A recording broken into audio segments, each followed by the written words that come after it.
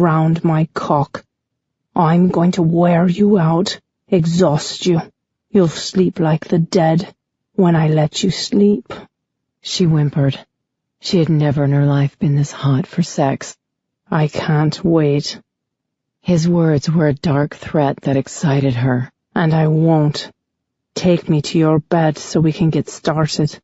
I want you comfortable so we can take our time." "I can't walk." Aiden's fingers left her. Then he bent and lifted her. "Open the door."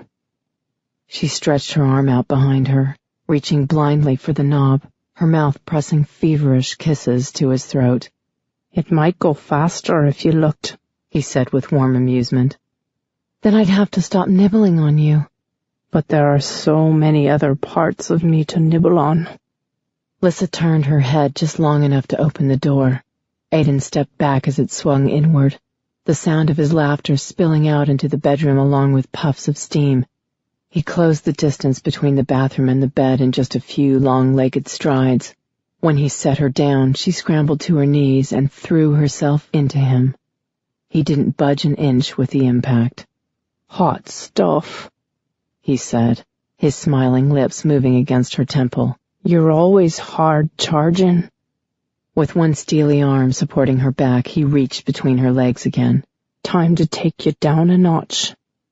She moaned, her eyes clenched shut against the heat that spread all over her body.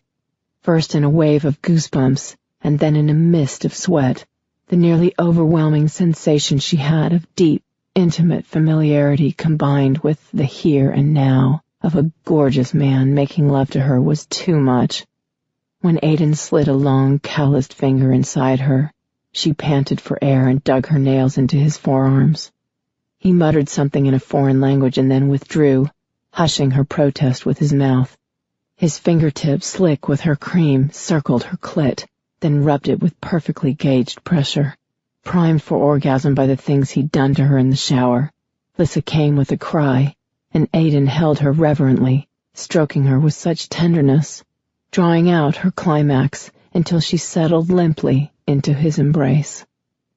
As Aiden laid her gently across her bed, Lissa found she couldn't think, could barely catch her breath. Her chest rose and fell rapidly, her heart thumped desperately in her chest. She could only watch with heavy-lidded eyes as he positioned her with her hips at the edge of the bed, and then dropped to his knees. "Please," she breathed, her hunger flaring to renewed life. His large hands cupped her inner thighs and spread them wide. The color of his skin, so dark compared to her own, sent a shiver through her. The heat of his breath, gusting through her wet curls, made her muscles tense. "Christ!" A rough, edgy sound escaped him as his thumbs held her lips open so nothing was hidden. "You're melting." Lissa's back arched upward as he licked her in a slow, deliberate glide, then pulled back to look at her again. He pointed his tongue and flicked it rapidly over the tiny slitted entrance to her body, licking up the liquid result of her recent orgasm. Then he tilted his head and thrust his tongue inside her. She moaned, and her hands fisted in her pale blue comforter. Aiden draped her legs over his shoulders so he could get closer. Wet, smacking sounds rose up as he ate at her, as if she were a dessert he couldn't get enough of, his tongue fucking in and out of her pussy with rapid, shallow strokes.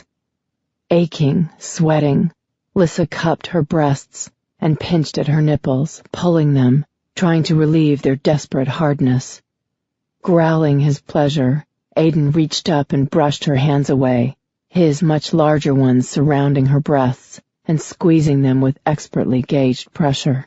All the while he licked at her, sucked her, teased her. "Yes," she whispered, rocking her hips upward to match the lashing rhythm of his tongue. She reached down, her fingers sliding into his hair, massaging his scalp. "Make me come." Circling her clit with his firm lips, he tugged on it with soft suction, the tip of his tongue rubbing against the tiny bundle of nerves. Lissa climaxed with a breathless cry, arching upward as he continued the delicious torment, until she begged him to stop, her flesh swollen and oversensitive. Aiden smiled wickedly as he pulled away, licking his lips. Now you're relaxed enough to fit me, he purred. She couldn't move a single muscle when he shrugged out from under her and rose to stand between her spread legs. The sight of him taking his long, thick cock in hand and tilting it down to breach her pussy was the most erotic thing she'd ever seen. He was so deliberate in his movements, so focused, his gaze riveted to where the warm, silky smooth head of his cock was pressing into her. The sound that came out of her throat was the embodiment of lust and longing. That beautiful cock was pushing into her, caressing slick, pulsing tissues, forcing them to part for him. She writhed, struggling to take all that he had. "Protection?" she gasped. "Trust me," he urged. "It's okay." Lissa almost argued, but then found she couldn't. Despite everything she didn't know about Aiden, she believed he would never hurt her or put her in jeopardy. It was a bone-deep certainty that was unshakable. She felt comforted by his presence and his touch, as if she'd been waiting for him, longing for him to return, even though she hadn't known that he was the missing part of her life. "Promise me you'll remember this." His voice was sandpaper rough, his hands shaking where he held down her hips. "How it feels, you and me, connected, when we talk later about why I'm here." She remembered it already. The feeling that they had been together this way before was so strong, it was beyond mere déjà vu. God, he was big. She whimpered. He rolled his hips and slid deeper, filling her in a way she knew only he ever had or ever could. Aiden felt wonderful inside her, truly divine, and when he leaned over her, Lissa hugged him closer and tried to take more of him. "Don't rush." He nipped her earlobe, the brief spot of pain causing her to jerk in surprise. "I'll be inside you more times than I'm not. Waking, sleeping, I don't want you sore." "I need you." Her nails dug into his shoulders as he stroked deeper, massaging the broad head of his cock across the spot inside her that ached for him. She reached for his lean hips and tugged at the same time she lifted, forcing him into the root, his heavy balls slapping against the seam of her ass. "Lissa," he breathed roughly, shuddering. He stared at her with dark, fathomless eyes, his handsome features passion-flushed and his chest heaving with labored breaths. "Christ, it's even better when it's real." She had no idea what that meant, but it didn't matter. The only thing that mattered was Aiden, who laced his fingers with hers and pulled her arms over her head. He took her mouth with heart-breaking tenderness, his lips brushing across hers. "Lissa." Her name was filled with aching longing when spoken in that luscious brogue. It made her eyes teary. "Please," she begged, kissing him back with desperation.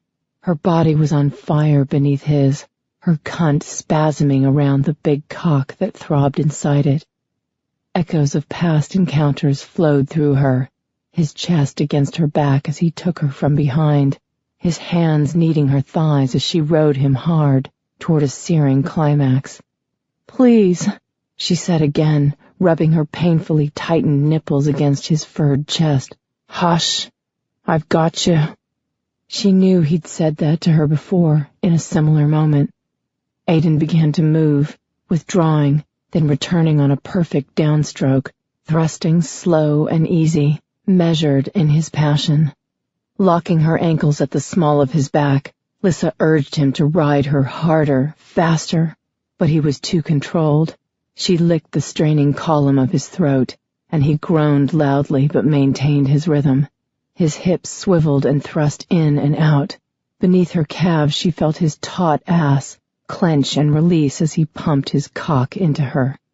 His mouth to her ear, Aiden whispered, "You're hot, tight as a fist, but wet, hot stuff. Soaked inside. Your cunt was made for me." She shivered. Later. His tone was a sensual threat. You'll be on your hands and knees, and I'm going to fuck you like that for hours. Long, deep thrusts into this sweet pussy. Her cunt rippled along his length, on the verge of another orgasm. He knew her so well, as if he was a long-time lover who cared deeply about her pleasure. He released her hands and set his elbows into the mattress so he could cup her breasts. I'm going to suck on your nipples until you come. You'll scream my name until you're hoarse. Lissa's back arched, her entire body tense and expectant. Yes, I want. Straightening, Aiden hooked his arms beneath her legs and lifted her hips from the mattress. In her raised position, he could stroke deeper, his weighty testicles slapping rhythmically against the curve of her ass. The sound so erotic, it made her clench tightly around him. She watched him with heavy-lidded eyes, taking in his clenched jaw and the lock of black hair that fell over his brow. His biceps and pectorals were defined by the effortless hold he had on her. His abdomen flexed as he fucked her, the golden skin glistening with sweat. You're beautiful, he gritted out, his rough tone betraying how tightly he restrained himself. His praise was all she could take, pushing her that last little bit she needed to orgasm again. Lissa gasped for air as the climax tightened her entire body. Aiden grunted and fucked through her spasms, flesh slapping against flesh, increasing his pace until she couldn't breathe for the pleasure. She felt him swell, grow impossibly harder, and then he plunged to the hilt and groaned. Lissa! He ground the root of his cock hard against her pelvis, spurting his cum as deep inside her as he could. He came hard but silently, his entire body shaking, his jaw locked, his blue eyes burning into her. She felt it, all of it, the jerking of his cock, the hot, thick rush of his semen, the pulse beat of his heart deep inside her. Her eyes grew wet, her vision blurry. As he emptied himself into her, his withheld breath hissed out between his teeth. Fuck! He gasped, folding over her. He cupped her face, his thumbs brushing aside her tears, kisses moving across her cheeks, his beloved voice whispering a combination of foreign words in her name, over and over again. Aiden gathered her up, tucked her head under his chin, and rolled to drape her limp body over his, still connected. His lips pressed ardently against her damp scalp. I can't believe I'm here, that I'm with you, inside you, for real. Maybe we're dreaming, she slurred, thinking she must have died and gone to heaven. No way, he argued, his arms tightening around her. Trust me, no dream could ever be as wonderful as this. Chapter 8. Aiden's growling stomach broke the silence that wrapped them in a comforting blanket. Your turn to be hungry, she teased, her chest pressed to his chest, one arm and leg tossed over his body. Did you eat earlier, like you promised? He asked. Yep, sure did. I had a sandwich. That's not enough. We both need to eat. She lifted her head to stare down at him. I don't eat at this time of night. You do when I'm around, he retorted with the arrogant note of command that was innate to him. She wondered if anyone had ever said no to him, and doubted it. She rose from the bed and went to fetch her robe, which hung from a hook on the back of the door.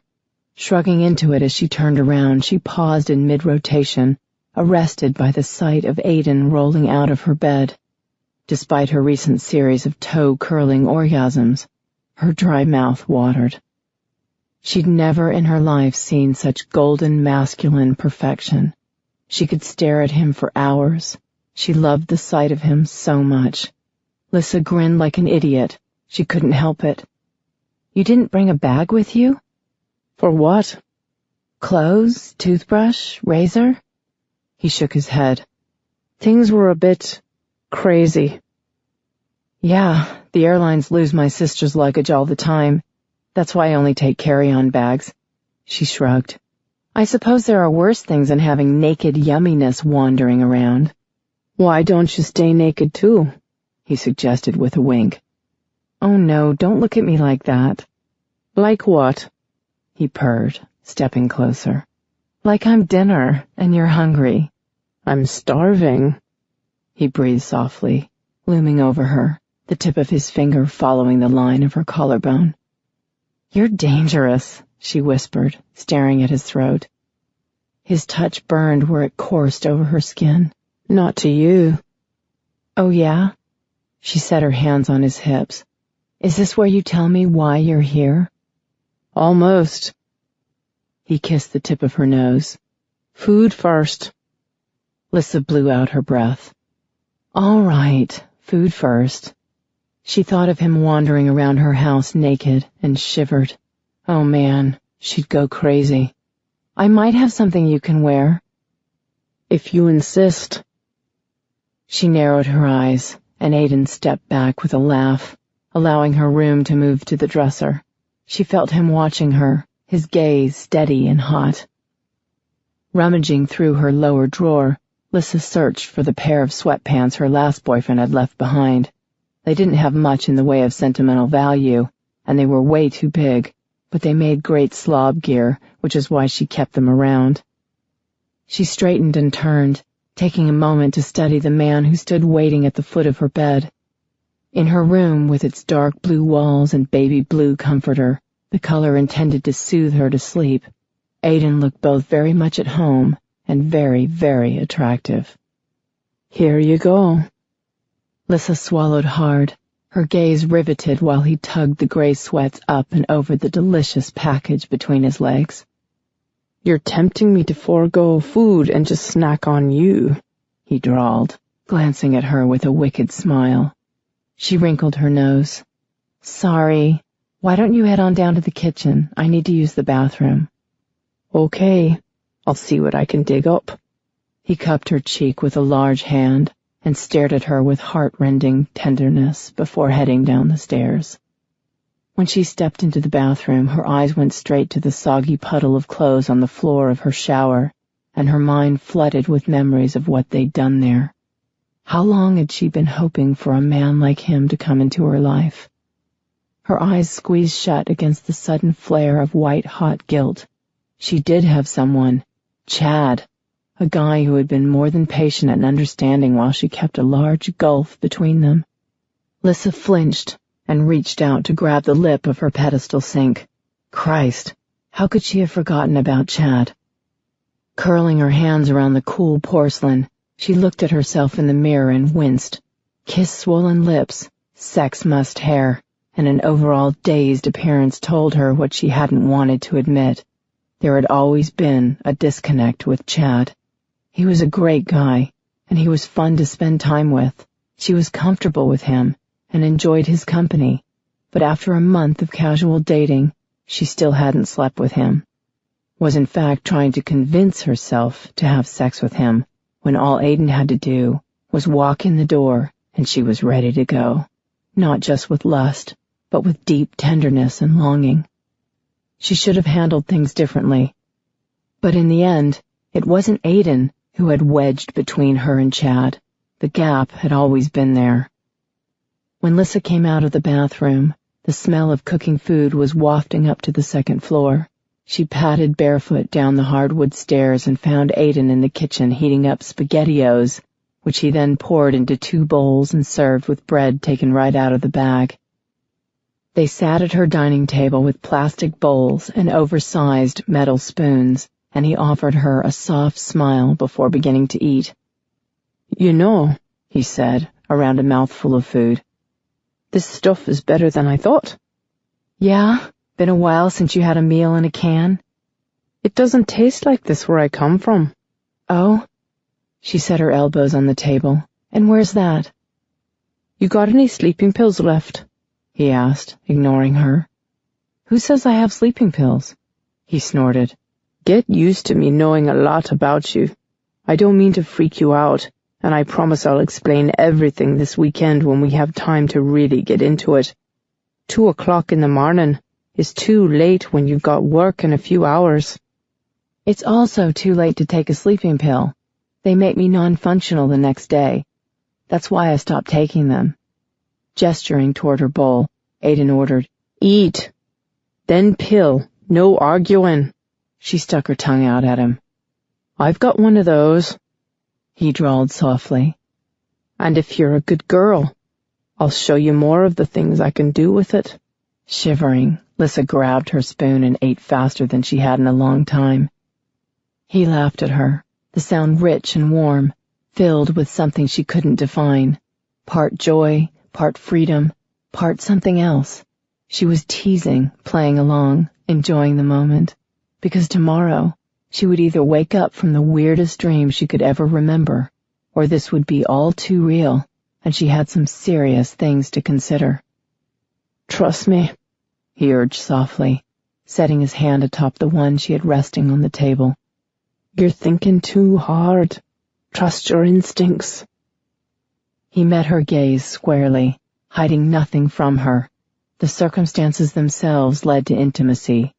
She in her silk robe, he dressed only in low-slung sweats. They ate a casual meal, had made love with unrestrained passion, had held each other tenderly in the aftermath, as if they were a long-established couple. Promise me you won't open the door to anyone. Lissa, did you hear me? She blinked. Huh? Aiden's thumb stroked over her knuckles. Promise me that you'll come to me with any doubts or concerns. Don't let your imagination run away from you. I know how weird this is, but you have to believe that I only want to keep you safe. No one wants to hurt me. He sighed and lifted her hand to kiss the back. Let's go back to bed. We both need to rest up for tomorrow. I keep the bad guys away. You're a soldier, she breathed, surprised at how certain she was about that. It was faint, that connection she felt to him, but it was enough for her to go on, for now. I'm tired, he countered, rising to his feet and pulling her up with him. Where are those pills? Why should I take them? Remember, hard and fast into sleep. No tossing and turning. I want your mind far away from nightmares. He paused. And other nasty things. Feeling a transient flash of terror from her earlier dream, Lissa nodded and went to the cabinet in the kitchen where she kept all her meds and did as he asked. He held her hand as she turned off the lights, leaving the mess from dinner in the sink when he told her he would take care of it in the morning. They took the stairs side by side, his longer stride shortened to match hers. He pulled back the crisp white sheets and then slid into them, his back upright against the padded headboard of her contemporary bed. She curled into his open arms, settling into his side as if it were custom-made for her.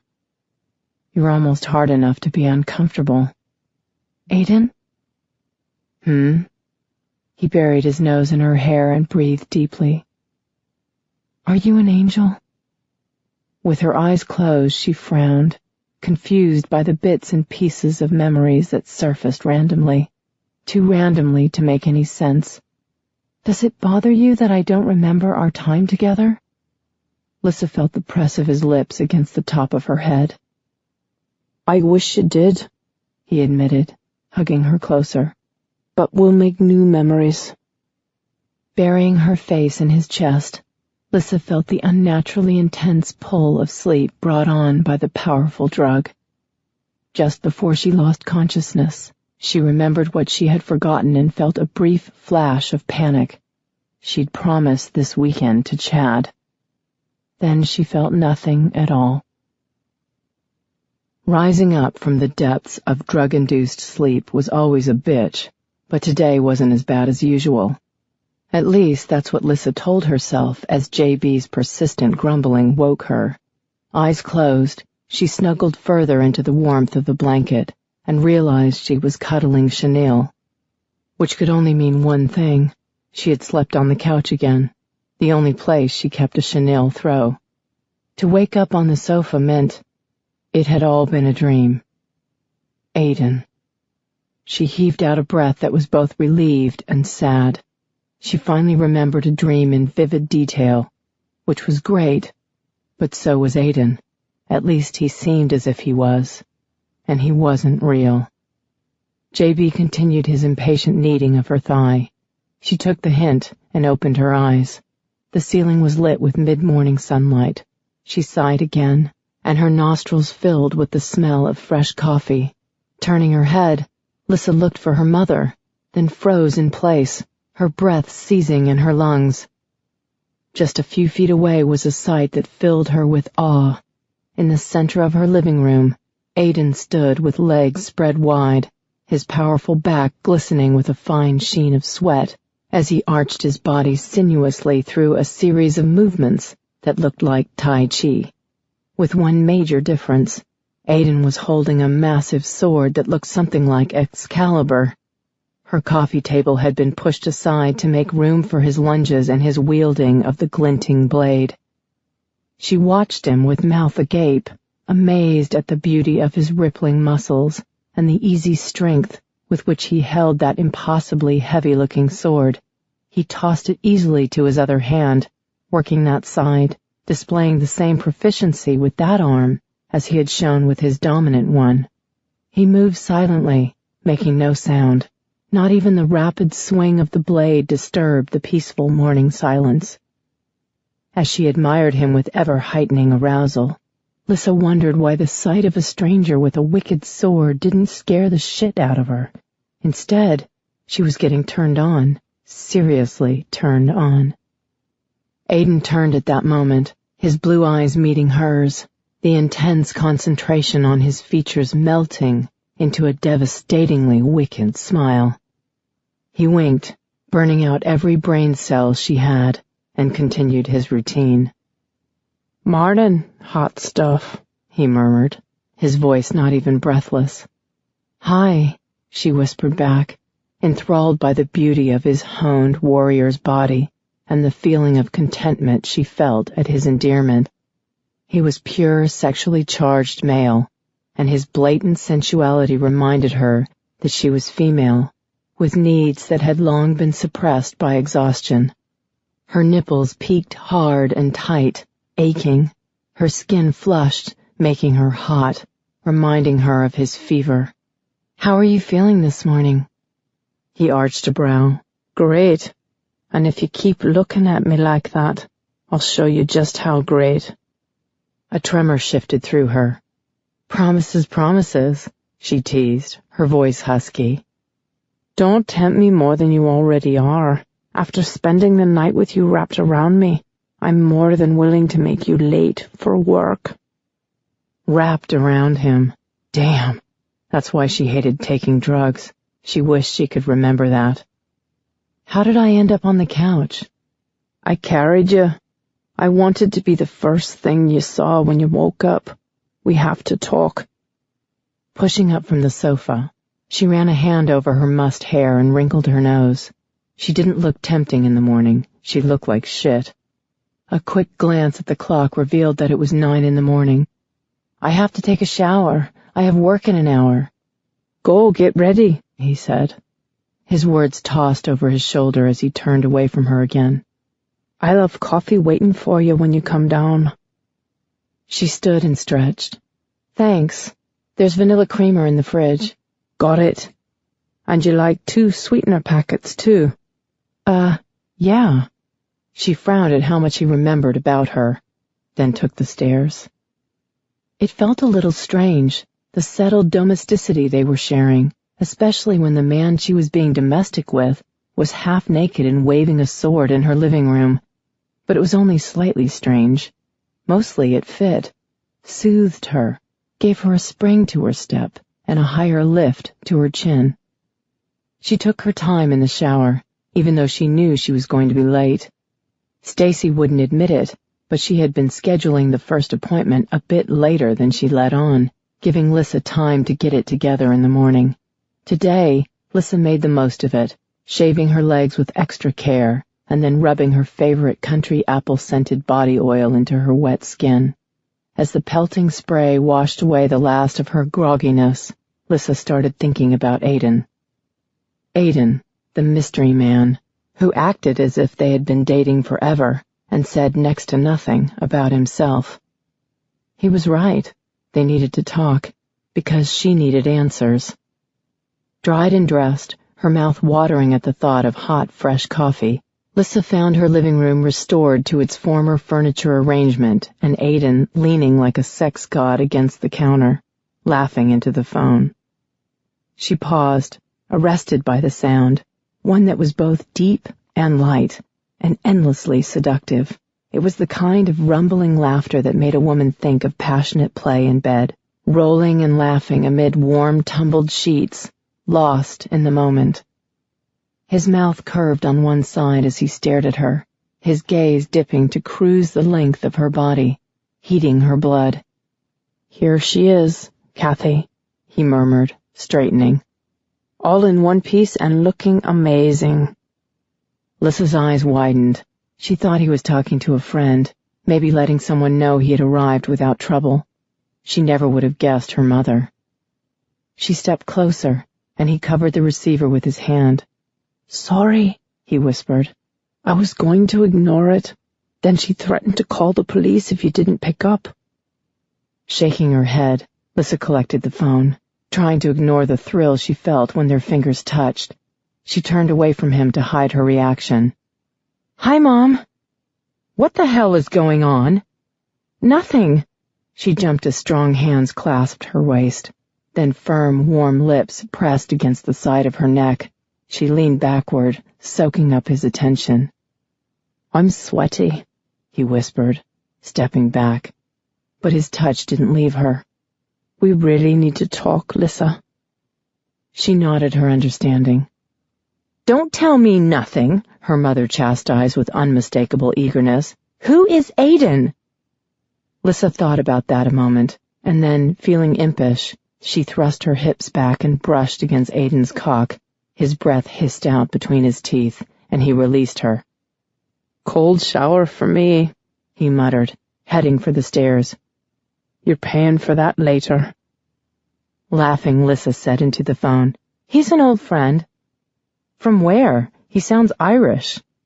"Delicious, isn't it? I've always loved men with accents." "Why haven't I met him before?" Kathy asked, in an accusatory tone. "Long distance. Besides, I'm old enough to have friends you don't vet first." "I want to meet him." "I'm sure you do." Lissa glanced at the clock. "Oh, crap! It's 10. I'm due at the clinic. I gotta go."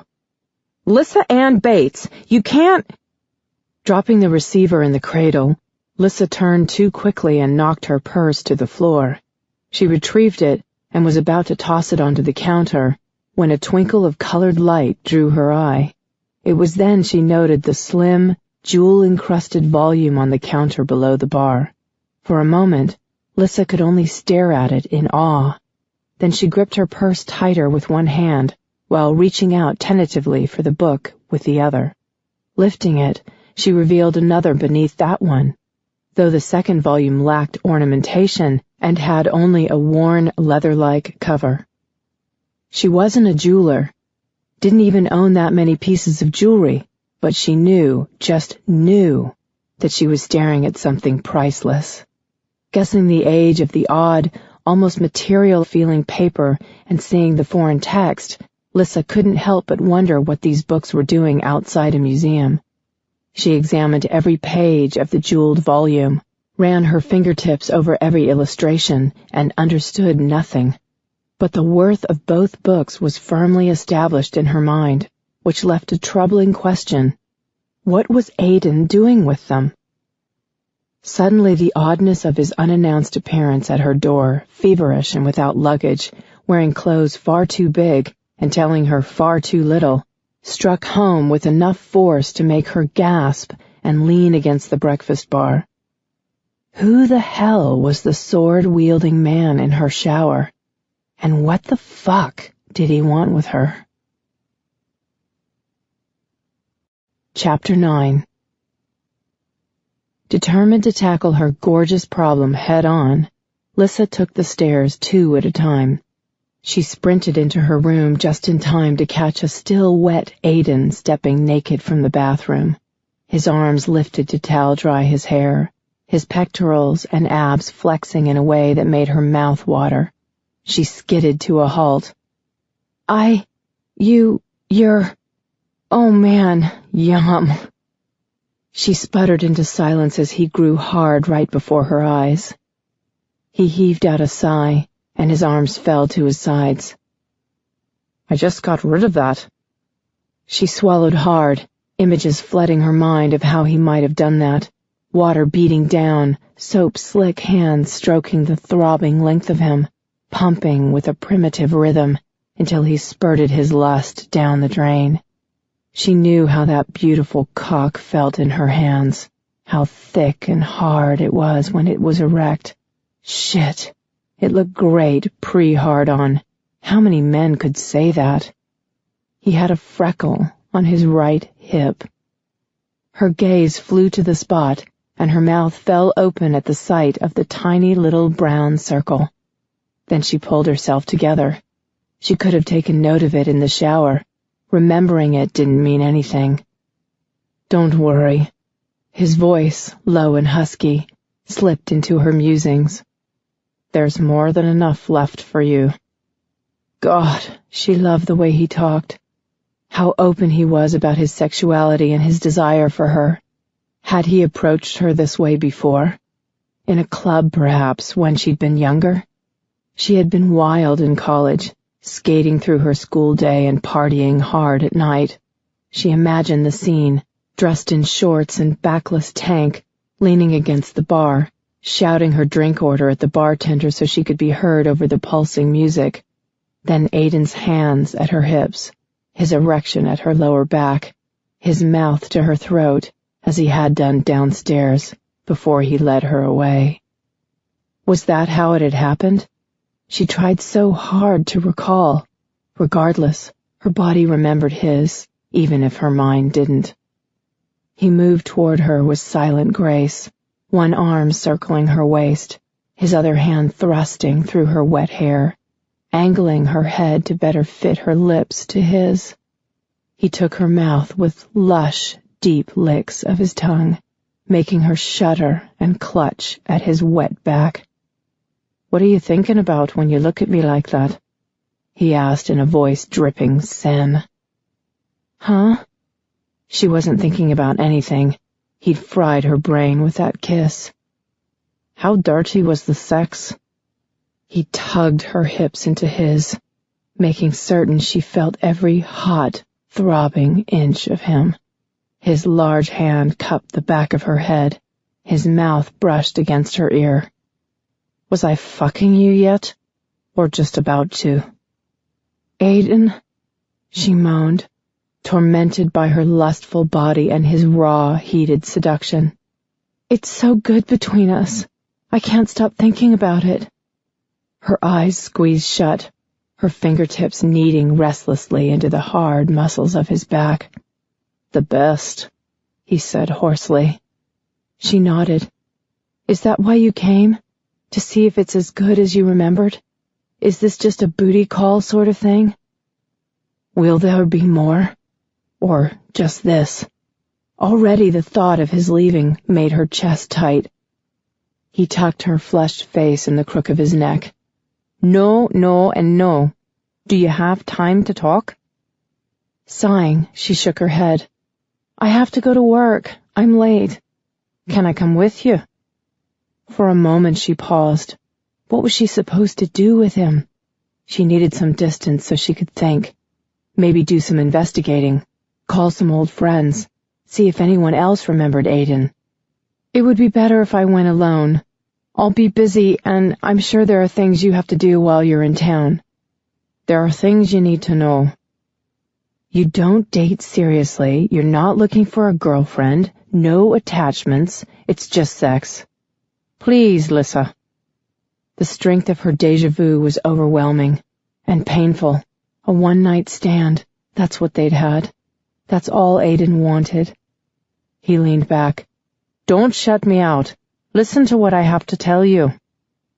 She looked up at him, saw the brief flare of longing that he quickly hid with a crooked smile, and knew she had no choice. Yeah, get dressed and... Crap, you don't have anything to wear. Lissa wrinkled her nose. Any idea when the airline is going to deliver your stuff? Then she thought about their situation, and her eyes narrowed suspiciously. How did you know where I lived? You told me, he said simply, his hand stroking down her back. You should have called before you showed up. He nuzzled his nose against hers, rubbing his body all over her. I know. How long are you planning to stay? I haven't thought that far ahead, he murmured, his mouth brushing back and forth across hers. She sighed, too tired to fight the feeling that she belonged in his arms. We have to go. I'm going to be so late. Aiden nodded, pulling back to retrieve the sweats from where he'd tossed them across the unmade bed. He tugged them on first, then a wicked-looking pair of combat boots that self-sealed with a simple tap of his fingertips. When he stood, she crossed her arms and shook her head. Neat boots, but you can't go out like that. Oh?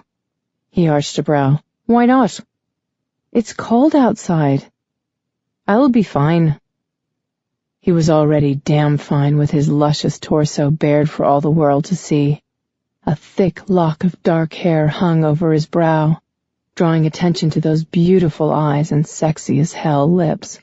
If they went outside with him looking like that, they would be mobbed by a pack of infatuated women. Her lips pursed. I'm not taking you around like that. Aiden frowned. What do you want me to do? Then his eyes widened and he crossed his arms, mimicking her pose. Is this your way of saying you don't want me to go with you? No. Well, yes. She tossed up her hands. Maybe I can come back at lunchtime with something for you to wear. Then you can spend the rest of the day with me. Remember what we talked about? He asked grimly. You be open with me. I do the same with you. Snorting out a laugh, Lissa said, Funny how that's led to you knowing everything about me and me knowing jack shit about you. I'm ready to talk any time. Now would be good. You're the one who's got to fit me into her schedule. You're the one who's invited himself over without a common courtesy call first. Aiden opened his mouth to retort, then blew out an exasperated breath. You want to tell me why we're arguing? We're not. Lissa stopped when he arched that brow at her again. She shrugged lamely. I've got a problem with you being seen half naked, okay? He blinked. Then a slow, sinful grin spread across his features. Are you feeling possessive, hot stuff? He asked with laughter in his voice. No, she lied, turning away and moving quickly toward the door. I've got to go. I'll be back around. He caught her with both arms around her middle, lifted her feet from the floor, and carried her out. Down the stairs they went, with him chuckling the whole way. What are you doing? She asked in the sternest voice she could manage while grinning like an idiot. He was a big, brawny bully with an adorable smile and far too much arrogance. She liked him a lot. Coming with you. I'll wear one of Mike's lab coats, if that makes you feel better. She stiffened. You know what? The stalker-like amount of information you have about me is freaking me out. I'm sure it is. He stopped in front of the breakfast bar. Grab your stuff. She caught up her purse and keys. And the 2 books right there. Yeah, about these books. What the hell are they, Aiden? And why are they in my house? They're homework to keep me busy. She bit back a retort and then found herself fighting to stay mad, which wasn't easy while being carried around like a sack of potatoes. Aiden nipping at her neck didn't help either. Stop that! Watch where we're going. He didn't need the admonishment. He moved with unerring precision, clutching her with one arm while using the other hand to turn off the lights and coffee maker and open the door to the garage. "We're putting the top up," she muttered as she dropped into the driver's seat, imagining stopping at a red light and the stares Aiden would elicit. "You're being silly." He stilled her hand when she reached to engage the automatic soft top. His mouth was a breath away from hers.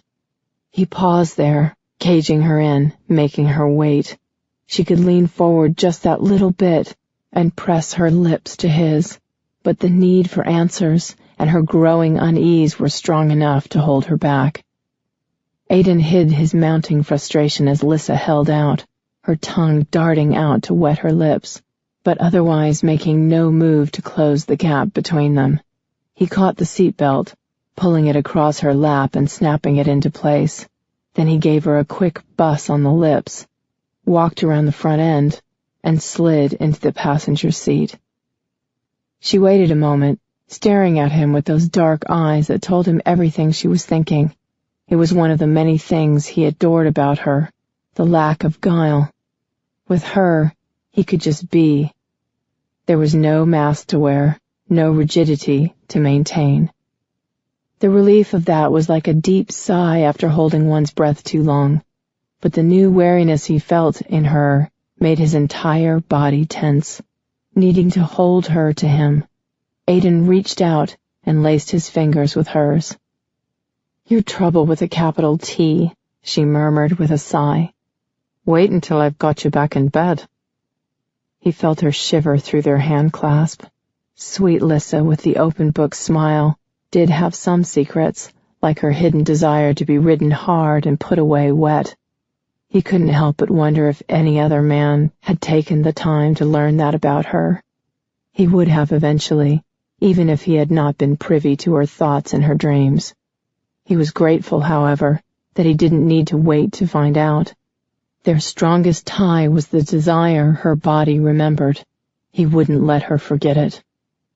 In the meantime, they had to make it through the day, which so far had worked against him every step of the way. But he would get Lissa alone, and he would tell her everything, just as soon as she slowed down long enough to listen. Needing his explanation to be both clear and believable, Aiden leaned his head back and closed his eyes, absorbing the feel of the morning air rushing over him. It was a bit chilly, as she'd warned, but the warmth he felt inside from Lissa's repeated heated glances kept him comfortable. Beneath his left hand, he felt the books he'd brought from the twilight. He hoped they would give him the answers he needed to keep Lissa safe. Something, anything that could prove without a doubt either that there was no key or, if the elders were correct about its existence, that Lissa wasn't it. Aiden cursed the fact that he hadn't paid more attention during history lessons, but he had been young and randy, ready to fight and fuck to his heart's content. He hadn't been mature enough to consider the future in all its many facets. He certainly hadn't known that one day he would find someone who would remind him that he had deeper needs than carnal ones. Lissa kept her silence, making him wish he could read her thoughts as he had been able to do in the twilight. Her conscious mind was understandably confused, but her subconscious remembered him. He could only hope that would be enough to carry them through his explanations. He was going to sound like a madman. "Talk to me," he said in a low voice, just loud enough to be heard over the wind. "Why don't you do the talking?" she retorted. "Tell me how you know so much about me." He sighed. So that's what she was thinking about. Where to begin? Did he start with the part explaining he was an alien? Or did he begin with her being the prophesied destruction of two worlds? Either way, she had to understand who he was and what he was doing before common sense overrode her gut instincts and urged her to kick him out.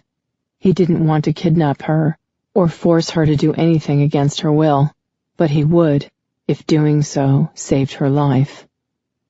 The roadster pulled to an abrupt stop, ending that train of thought. Lifting his head and opening his eyes, Aiden saw the back door to the clinic just a few feet away. When Lissa hopped out of the car, he leaned over and grabbed her wrist. "Can you get out of here early?" She pursed her lush lips a moment and then nodded. "I'm gonna try."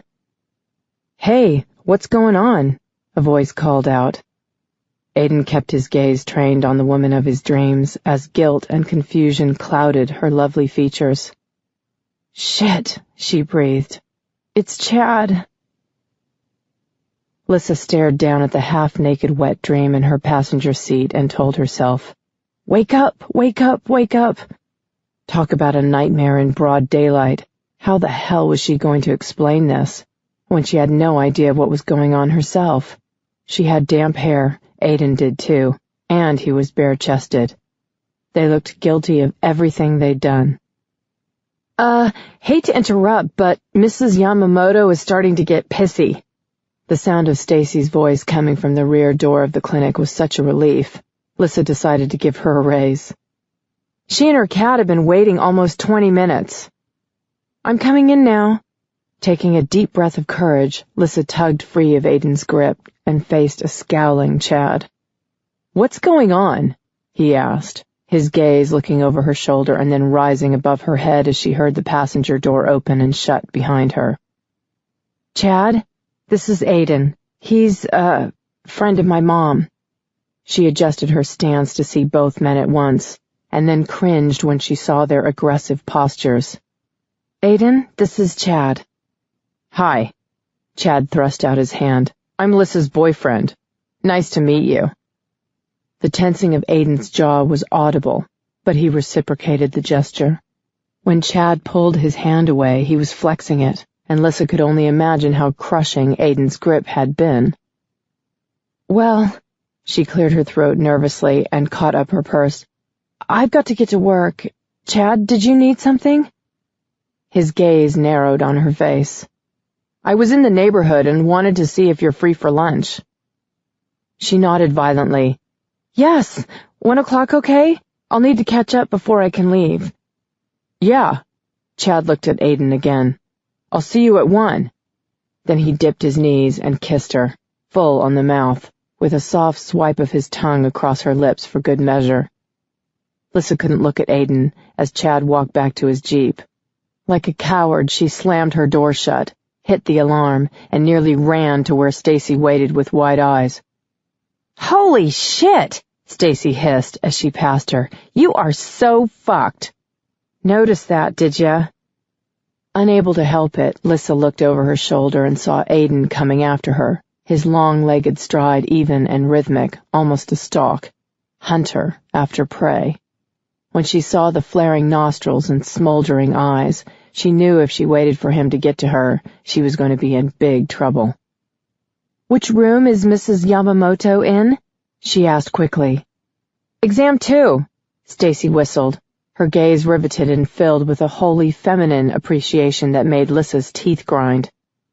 "Would you look at the abs on that guy? Talk about sin on a stick. He's delish."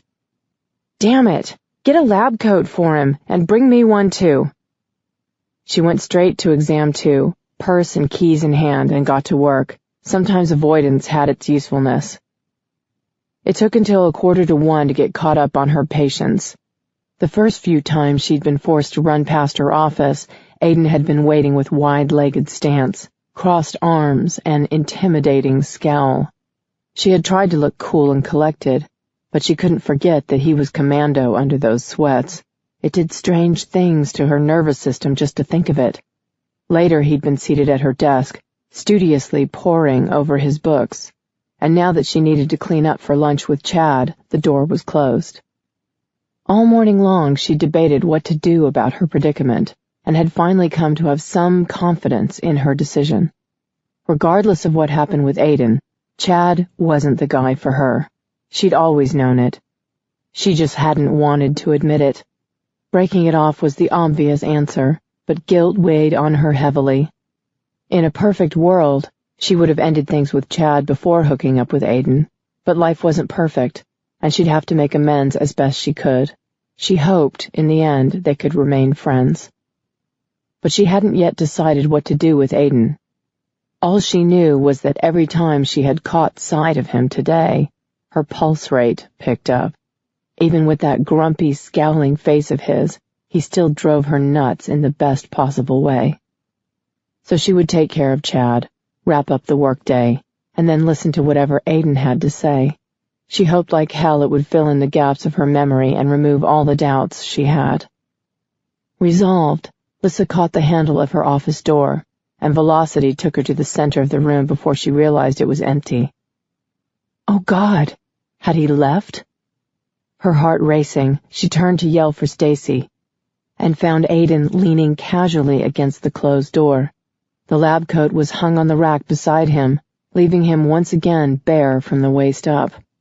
Her gaze lifted to meet his, and she found a gleam in his eyes that told her he knew what the sight of his bare chest would do to her. Jesus! She cried, her hand lifting to her chest. You scared the shit out of me! What are you doing hiding behind that door? I wasn't hiding, he said dryly. I was about to hunt you down when you barged in. I barely got out of the way in time. Oh. She moved the short distance to her antique reproduction desk and leaned her butt against it. Chad's gonna be here in a few minutes. I know. He crossed the room with a sultry stride that made her mouth water. It wasn't blatant, like a swagger. It was simply predatory and sexually charged. Setting his hands on either side of her hips, Aiden caged her to the desk and nuzzled his lips against her neck. I'm going to miss you. Beneath her palms she felt warm, silken skin stretched over hard, flexing muscle, and she melted inside. She groaned inwardly when his teeth nipped her earlobe. Tell me I have no reason to feel jealous, he ordered gruffly. Leaning back, Lissa met his gaze. It was impassive except for the muscle in his jaw that ticked. There's no reason, she assured him softly, appreciating him more for his honesty about his feelings. He caught her close so that his big, hard body was literally wrapped around hers, his large hands holding her so sweetly. She knew how strong he was, yet he held her with such tenderness. Aiden, she whispered, her nostrils filling with his scent. There was no other scent in the world like his. It was spicy and exotic, foreign. She loved it, craved it. I won't be gone long. A minute is too long. His voice was dark as sin, his accent thick and delicious, a vocal caress. Then Aiden kissed her with tightly restrained passion, his tongue gliding along hers expertly, reminding her of how good it was with him, the best. A rough, edgy growl rumbled in his chest as she melted into him, just from a kiss. She hugged him back with all the strength she had in her. There was so much she wanted to say, to ask, to know, but there wasn't time, and she hated that. Over his shoulder she could see the clock. It was 5 minutes to 1. I need to go. She pressed her face into his shoulder, feeling guilty as sin. Aiden couldn't figure out what to do with his desire to snatch Lissa up and take her far away. A knock came to the door just as Lissa slid to her feet. Yeah? She called out, her voice husky. Chad's here. Stacy's voice through the door was more serious than any Aiden had heard from her today. Lissa breathed in sharply. How do I explain to him, she asked plaintively, when I don't know what's going on myself? He caught her chin and urged her gaze to meet his. His chest ached at the sight of her. She was pale, her dark eyes tormented, her lower lip worried between her teeth. Tell him the truth. An old flame showed up, and you have to reevaluate. She nodded, but looked shamed enough to set him on edge. Her hand came to rest on his bare shoulder, and his eyes closed a moment in pleasure at her touch. She moved then, her fingers sifting through his hair. Are you okay? Lissa asked, her voice filled with concern. Aiden nodded. Inside him something vibrated anxiously, making his stomach clench tight. I hate this. I don't want you to go. You're awfully possessive for a guy who walked out of my life at some point, she said dryly. He stilled, conveying the truth of his words with a steely stare. I've looked for you my whole life. All these years he couldn't figure out what he was missing. He'd searched for answers in an attempt to calm his restlessness, and he still wanted them. But what he'd needed was Lissa and the connection he found with her. She shook her head, her lush lips drawn tight.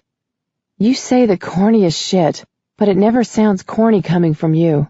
You could give lessons on how to make the worst pickup lines in history work.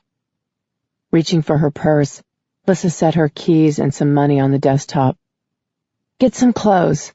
I don't carry much cash. I'm a debit card girl, but there should be enough here for some jeans, shirt, and boxers. Talk to Stacy, she'll tell you where to go. Aiden caught her wrist before she turned away. She lifted her gaze to meet his. They stared at each other, questions and confusion filling the air. I have to go, she said finally. He caught her then, his hands fisting in her hair, tugging her head back, his mouth taking hers, taking it, completely, his tongue gliding deep and thrusting, drinking in the taste of her, leaving his flavor in return. Her hands clutched at his back, her knees weakened, her body sagged with the weight of her desire. Only when she was whimpering into his mouth did he release her. His nostrils flared. Make it quick, or I'll hunt you down. You won't like what happens if I do. She swallowed hard and nodded, backing away slowly, dazed. As the door closed with a click of finality behind her, Lissa released her pent-up breath. There was no denying it. She was head over heels. But she still had to deal with Chad. Shit. The last time she had felt this torn was when she'd made Jenna Lee cry in college because of a thoughtless comment. Chad deserved someone who was really crazy about him. That bit of knowledge was the only thing that kept her from hating herself completely. Lissa lifted her chin and moved down the hallway to the rear clinic door. She could do this. She could. Then she stepped outside, saw the handsome man leaning against his Jeep, and began to cry. It wasn't that she regretted what she had done with Aiden last night. She didn't. But she should have handled this entire situation better. Add in the events of the last 20 or so hours and her overwhelming feelings for Aiden, and she was reduced to an emotional wreck. Hey, Chad said softly, coming up to her and holding her close. It's not the end of the world. I'm a big boy. I can handle it. Lissa leaned into him, grateful that he was letting her off the hook. After years of hoping for a great guy to come along, she somehow ended up with two at the same time. She was letting go of one. She prayed like hell she didn't lose the other. Chapter 10. Who the hell are you? Aiden glanced at Stacy, who stood in the doorway of Lissa's office, and raised his brows. Excuse me? You heard me. What do you want with Lissa? He settled back against the desk and crossed his arms. He knew Lissa cared a lot about her friend Stacy, and it appeared Stacy felt the same in return.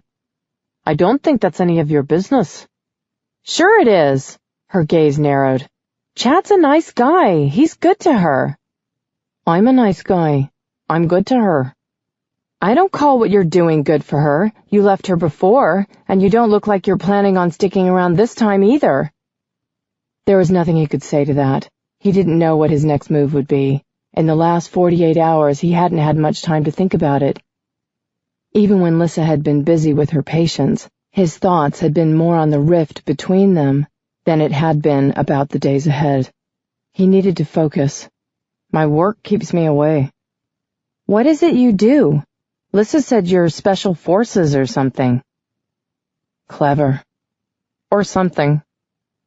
Her foot tapped. Don't you think it's a little selfish to just drop in when you feel like it, especially when she's got someone steady? I tried to stay away, Stacy, he said softly. I really did. She studied him for a long moment, then said, I'm withholding judgment for now. Thank you. And he meant it. If Stacy took sides against him, it would make an already uphill battle worse. In the meantime, we need to get you some clothes. That would be nice, he agreed. Looking normal was one way to soothe Lissa's nerves. Taking a second to put the precious books away in the top desk drawer, Aiden snatched up the keys and cash and gestured for Stacy to precede him out to the parking lot. He was having a hard time feeling so helpless. It was a state of being he'd never experienced before, and it definitely didn't suit him. He needed to get Lissa settled. Then he could concentrate on the ancient texts in earnest. The day was half over. The evening would be upon them soon. Then sleep, when Lissa would be most vulnerable. Time, something he was used to having in endless quantities, was running out. For a man who was just promoted to captain of the elite, you're awfully quiet. Connor shot a sidelong glance at the curvaceous guardian sprawled across his bed. Flushed from their recent fucking, Morgan was lovely, tempting him to abandon the polishing of his glaive to take her again. Cross's captain. He's gone, Morgan pouted. He'll find a way back. I'll make sure of it. Aiden was a warrior to the core. He couldn't live without a sword in his hand. Can you see him driving a minivan? No.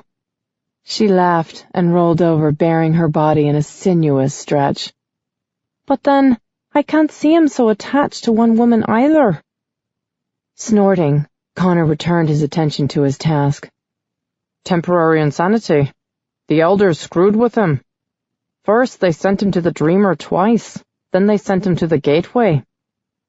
Is it as horrible as they say? Worse. He's not thinking with the right head, trust me. He'll find the Dreamer, and they'll fuck like rabbits. Then he'll get over her and do his job. Do you think she's the key? He paused. I don't know, but you're going to try and find out. What? Morgan sat straight up in bed. I checked the roster. Philip Wager is set to lead the team tonight. The team that would make a second attempt to enter the mind of Aiden's Dreamer. He was kicking himself now for switching places with his friend that one night. Now he wished he'd both kept Aiden away from her and checked her out himself. He simply couldn't picture a woman alluring enough to swear off bachelorhood. Philip's mad at me. He's not going to tell me anything. She tossed her dark hair over her shoulder. And I don't particularly want to talk to him anyway. Connor's mouth curved. Yes, you do. You're curious about the Dreamer. You had a thing for Cross for a long time. I had a thing for you too. His grin widened. You still do. He set aside his glaive with barely enough time to catch the tasseled pillow Morgan threw at him. Standing, he moved to the bed, noting the way her dark eyes dipped to his rapidly swelling cock before lifting to meet his gaze.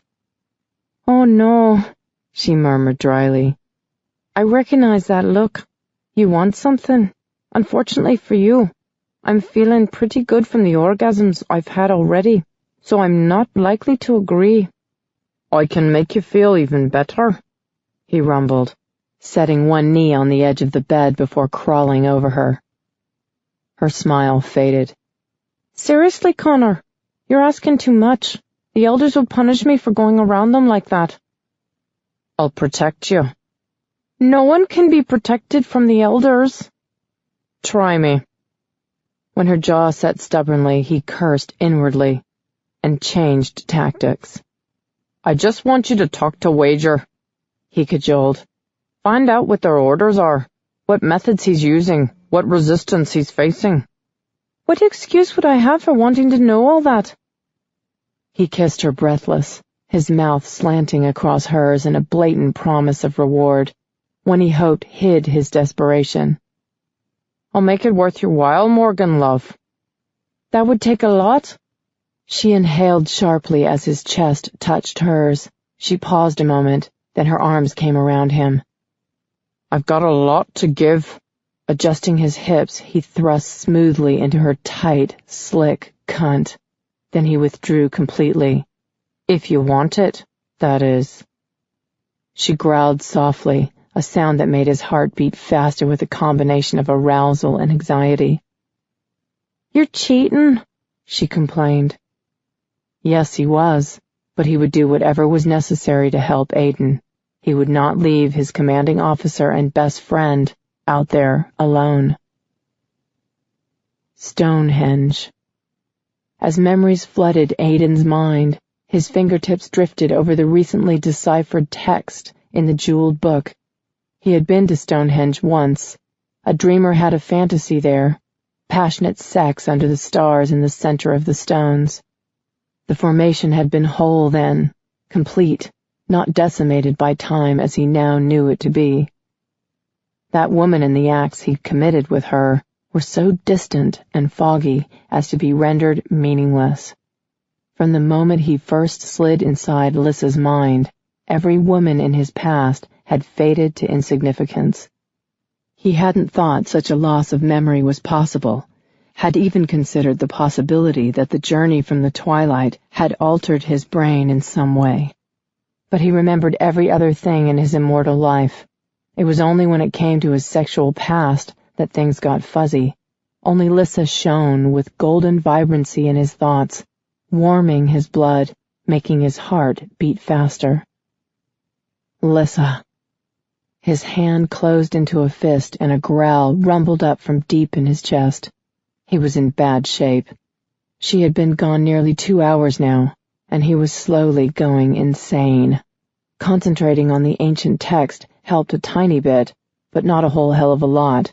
Even when he managed to decipher a section, it didn't lead to comprehension. Stonehenge, petroglyphs, and astronomy would be fascinating if Lissa were beside him, believing in him, safe. But that wasn't the case. He feared he was losing her. He, a man who had never feared anything. He forced his thoughts back to the book. He needed more information. Since a trip to England would leave Lissa vulnerable, it was immediately ruled out. Somehow, he needed to learn what was necessary from thousands of miles away. The unmistakable sound of the heavy rear door opening brought his head up. He stood, his mouth dry, and waited for her to appear. When she did, he held the edge of the desk with damp palms and searched her features for some hint of her thoughts. "Hi," she said wearily. He came around the desk, but didn't go to her, afraid that if he kept pushing, he would push her completely away. "Hi." "Everything go okay while I was gone?" "I missed you." The understatement of his entire life. She made him feel alive, her proximity bringing a tangible wave of awareness across the space that separated them. How different this was, their physical bodies existing and touching on the same plane. Sex with her had been amazing in the twilight. In real time, it was phenomenal, altering. She heaved out her breath, dropped her purse to the floor, and walked into his embrace. His arms went around her, his eyes squeezed shut against the painful ache in his chest. He buried his nose in her hair and breathed her in. Her tiny hands stroked up and down his back, soothing him, once again offering him the comfort he hadn't known he needed until he met her. "I missed you too." She rubbed her face into his new white cotton t-shirt and clung to him. "You look great in jeans." Recognizing an olive branch when it was presented to him, he managed to smile and kissed her forehead. "I'm glad you approve." "Stacy wasn't too hard on you, was she?" "Nah, she's all right. It's you I'm worried about. How are you holding up?" There was such sadness in her eyes, and she carried herself as if burdened by a great weight. The distance between them was painful, crushing. Lissa tilted her head back and stared up at him. "I'm okay. I'm glad there are only a few more hours left before we can leave." "Me too. Anything I can do to help speed things along?" She gave a wry laugh. "Keep my office door closed. Every time I walk by and see you, I get flustered. Slows me down." As warmth suffused his blood, Aiden's mouth curved. He half sat on the edge of the desk and pulled her between his legs.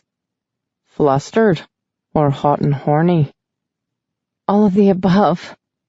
Her hands stroked across the soft cotton that covered his chest.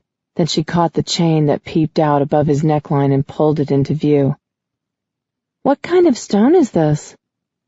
It looked like an opal, but appeared to glow from inside. She turned it over but found that the mounting was solid silver in the back, leaving no place for light to pass through. I have no idea. It was a gift. From a woman? He took the space of one breath to relish the jealousy evident in her tone, then shook his head. No, a favorite teacher. Good. Lissa dropped it back beneath his shirt and wrapped her arms around his neck. She pressed her lips to his, making him groan. Back to work I go. Stay out of trouble. His hands cupped her ass and held her to him when she tried to step back. Not so fast. Lissa arched a brow at him. Did you eat? When she wrinkled her nose, he had his answer. You didn't have breakfast either. You need to take better care of yourself. Twisting at the waist, he caught up the bag that rested on the corner of the desk. He tucked his ankles behind her calves to keep her close, and reached inside for the styrofoam container and spoon. He caught the handle of the plastic utensil between his teeth and used both hands to pry the lid open. Instantly, the delicious scent of potato cheese soup filled the air between them. He retrieved the spoon and grinned when her tummy growled in response to the mouth-watering smell. "That's my favorite soup," she murmured, licking her lips in a way that goaded him to mimic her, his tongue following the lush lower curve of her mouth. I know. He scooped up a spoonful. Open wide. He alternated between feeding her and kissing her. It was as intimate as sex and just as moving. She laughed, her dark eyes bright with pleasure, and he wanted her this way, open and warm. He couldn't wait to go home with her, to take her again, and again, and again, indulging his every desire, every sexual whim, listening to the little whimpers she made when she was desperate for orgasm, wallowing in the lust that grew from the inside and worked its way out, not the other way around, not for physical release, but for physical closeness, a connection as real as the one he felt inside him. Then, when she was exhausted, her mind plunging straight through the twilight into deep unconsciousness, he would be able to study the Stonehenge clue without distractions. "No more," she protested when the contents were 2/3 gone. "I'm going to burst." "Just a little more," he coaxed, encouraged by the healthy pink flush that had replaced her previous paleness. He winked. "You'll need your strength later." She shivered in that delightful way that made his cock twitch, then opened her mouth, finishing every drop. When she went back to work, she closed the door, and Aiden returned his attention to the books he'd stolen from the elders. The jeweled volume read as if it was part of a collection, referencing information he suspected was located elsewhere. The text he'd stolen from the Temple of the Elders was even more difficult, filled with words that no longer existed and were not the roots of the language they used today, but it was all he had, and he would make the best of it. He pushed back from the desk and stood, rolling his shoulders to alleviate the stiffness brought on by too many hours of unaccustomed inactivity. Then he opened the door and took the hallway to the front desk. Stacy arched her brows at him, the silent toughness belying the cute image her cartoon tropical fish scrubs portrayed. "What's up? Where's the nearest library?" "Hell if I know." She opened a drawer, pulled out the phone book and slapped it onto the counter. "Here you go. Knock yourself out." Shit. Aiden caught up the book and turned, almost knocking over the elderly woman who had come up behind him. "Excuse me, young man." Stooped at the shoulders and wearing hot pink sweats with a matching headband in her gray curls, she gifted him with a bright smile. He grinned at her use of the appellation, young man, considering he was easily several centuries older than she was. "Entirely my fault," he said, steadying her with a hand at her elbow. "Well, aren't you a looker?" she murmured with a wink. "Would you help me carry out my Matilda? She's been sick lately, and when I move or carry her, I jostle her too much." Aiden bent and slipped his hand through the handle of a cat cage at their feet. "It'd be my pleasure." "You should keep this one around," the woman said to Stacy. "Yeah? Tell him that," Stacy retorted. Then she smiled warmly. "I'll be calling you Monday morning, Mrs. Laughlin. to see how you and Matilda are doing. Talk to you then, honey. Aiden held the glass front door to the clinic open and gestured for Mrs. Laughlin to precede him out, but once they stepped outside, she urged him ahead of her. Don't wait for me, she said. I'm so slow it'll cramp those long legs of yours. That's my car over there, the yellow Hummer. The horn sounded once and the taillights flashed as she disengaged the alarm. You can just set her on the floor. Following instructions, he had Matilda settled securely on the passenger floorboard in no time. Then he returned to Mrs. Laughlin and offered his arm. Dr. Bates is a pretty thing, isn't she? She asked, shooting him a not-so-innocent sidelong glance. Yes, she is. I think she's single. Hard-working, smart. Got great taste in decorating, too. Best-looking vet clinic in town, and Matilda loves her. Aiden's grin widened. Matilda has great taste. Yes, she does. I can always tell when a solicitor is at the door because she piddles on the entryway tile. Choking back a laugh, he opened the driver's side door and watched as a custom step lowered from the undercarriage, enabling her to get up into the vehicle without his help. She surprised him by holding out $100 bill. I don't want that, he said. Take it. I got plenty. My dear Charles, bless his heart, made us rich. I still don't want it. I ogled your ass. She shook the bill at him. Take the damn money or I'll feel guilty for doing it. You don't want to make an old woman feel guilty, do you? Laughing, Aiden took the money, determined to give it to Stacy as a credit to Mrs. Laughlin's account. Dr. Bates has a nice hiney, too, she said. Yes, she does, he agreed. She beamed at him as she pushed sunglasses onto her face. I knew I liked you. Now go buy yourself something nice or something for Dr. Bates. Women like gifts. It was money well spent for me. Haven't seen an ass as fine as yours in a very long time. Thank you, he waved as she pulled out of the parking lot, then turned in a circle, carrying the ridiculous hope that he would spot a library nearby. He didn't, of course, but he did spot a mass transit bus roll by with a Discovery Channel advertisement emblazoned on the side. He was willing to bet he could purchase the items he wanted rather than borrow them. After all, he knew where the stores were, which was more than he could say for the library. Whatever his next move, he needed to make it quickly. Everything seemed to be working against him today, but he wasn't giving up without a fight. He'd be damned if the night came and he had nothing to show for his efforts. Returning to the clinic, he stopped by the desk. Where's Lissa? With a patient. He set his elbows on the counter. Can you give me an inch, please? She stared at him for a long moment, then sighed. Exam 1. Thank you. Reaching the paneled door with a gilt-framed sign that said Exam 1 attached to it, Aiden knocked lightly and waited. It swung open a moment later, and just like the first time he'd seen Lissa sprawled upon golden sand beneath him, he felt as if he'd been sucker-punched in the stomach. Blonde, curvy perfection with dark eyes that went from professional coolness to melted desire just from the sight of him. He caught the doorframe for balance and breathed in harshly. Oh, shit, she hissed, her fingers white where she gripped the knob. She stepped out into the hall to afford them some privacy. You should have warned me it was you before I opened the door. I knew it was you, and it didn't help. She stared up at him with liquid, seductive eyes. He didn't have to read her thoughts to know she was thinking the same things he was. Hot sex, naked, sweaty bodies straining together, the fierce, aching pleasure that was almost too much to handle. It had been this way from the beginning, the depth of desire between them that wiped out every other thought, but the need to be as close as possible. Unable to stop himself, Aiden reached out and cupped her breast beneath the open flap of her lab coat, his thumb stroking across her nipple and finding it already peaked hard. Lissa smacked his hand away.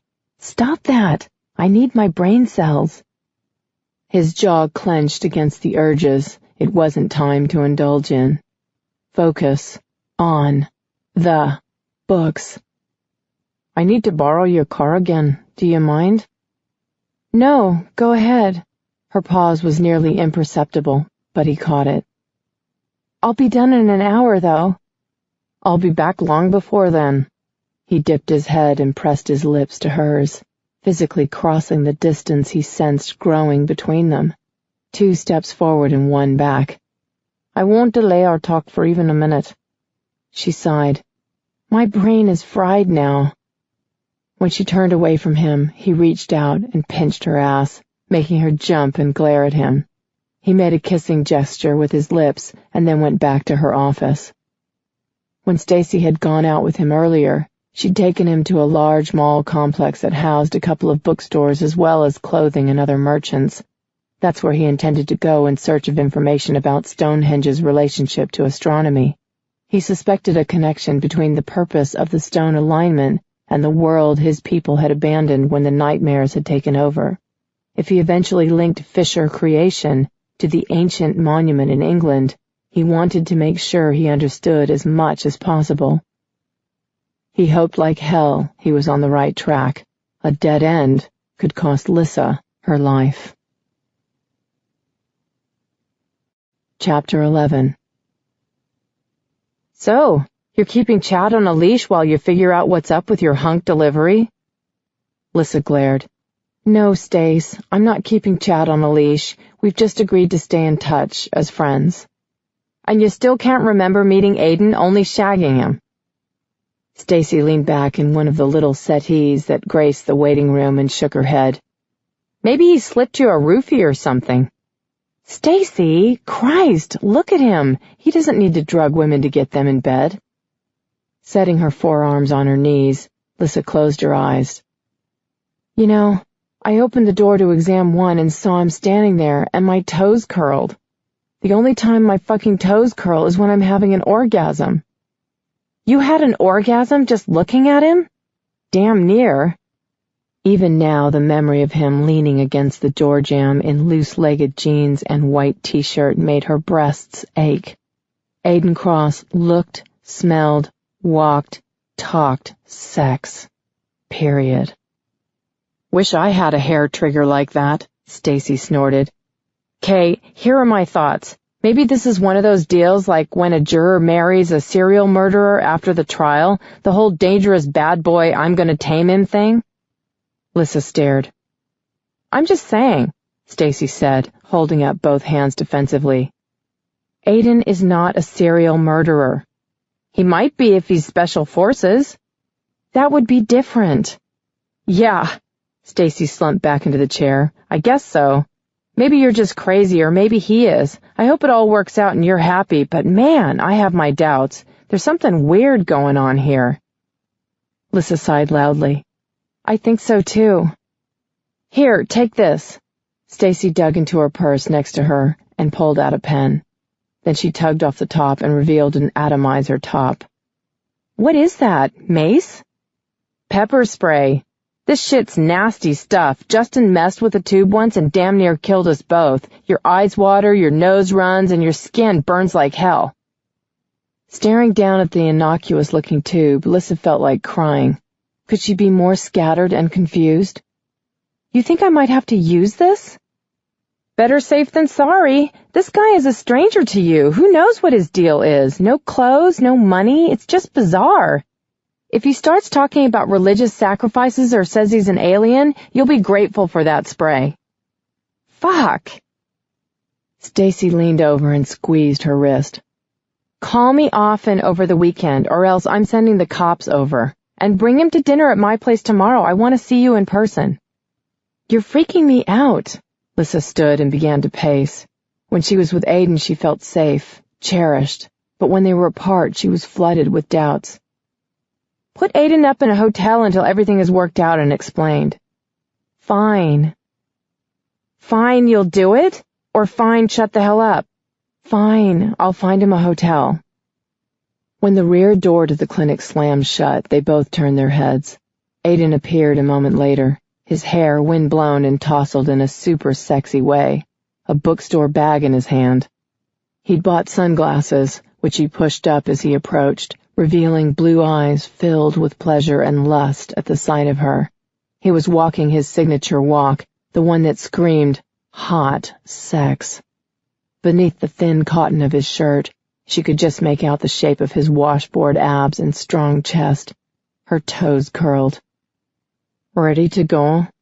he asked in that deep voice with its luscious accent.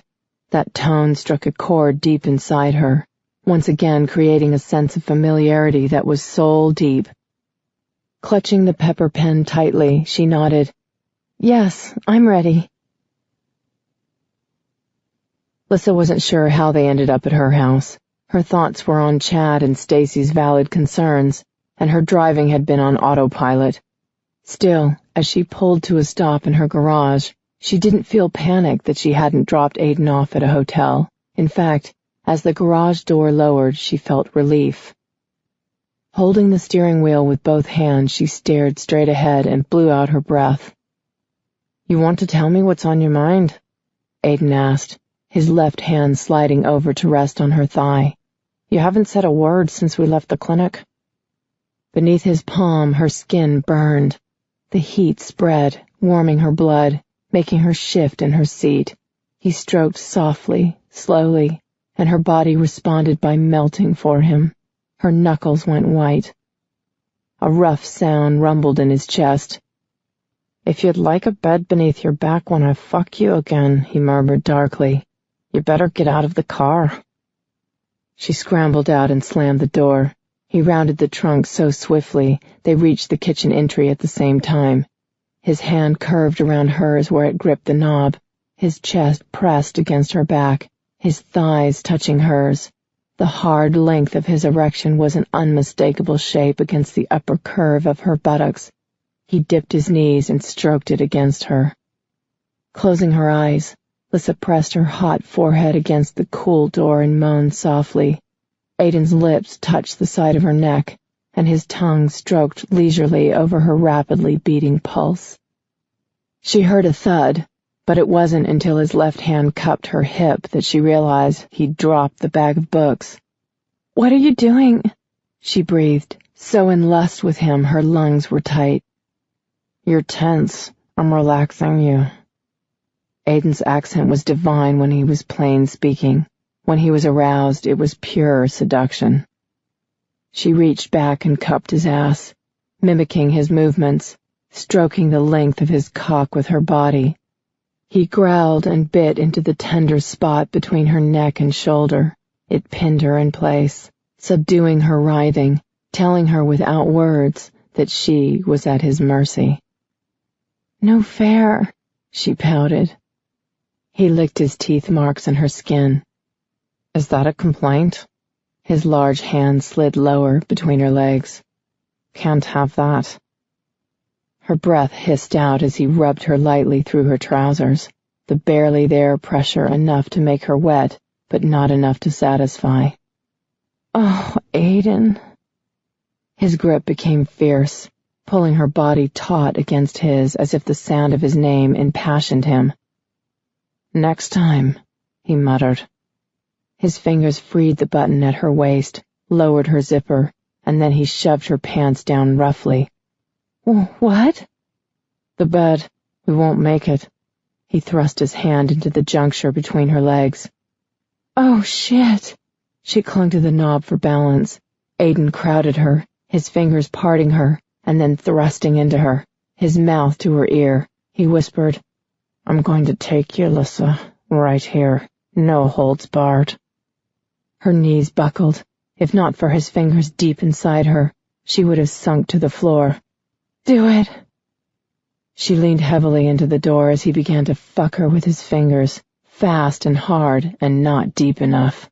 His desire goaded hers, making it wild and out of control, and he knew it. "Spread your legs." His rough command made her shiver with anticipation, and when his hand left hers on the knob and rose to pinch her nipple through her shirt and bra, her moan was loud and pleading. Bending her knee, she kicked free of one pants leg and set her foot on the threshold, which was raised a few inches higher than the garage floor. She spread herself shamelessly. Yes. She shivered violently when his 2 fingers withdrew, and then he returned with 3 woven tightly together. He was fervent, but beneath that impatience was underlying reverence. All her doubts faded to insignificance. No man could touch a woman like this without caring for her, without knowing her, and wanting to please her. The driving force was lust and base craving, but there was also desperation and neediness that came from a far more intimate place. She could hear cars driving past her garage, and distant voices, her neighbors talking, parents yelling, children playing. The active community she lived in was just a few feet away. She didn't care. She just wanted Aiden, needed him. "You're melting in my hand." His words were spoken against her skin, his lips nuzzling into her neck. She nuzzled back. "Hurry." Before she understood what was happening, he stepped back and spun her to face him. He stared down at her, blue eyes intensely searching. Then he caught her face in his hands and kissed her passionately. No holds barred.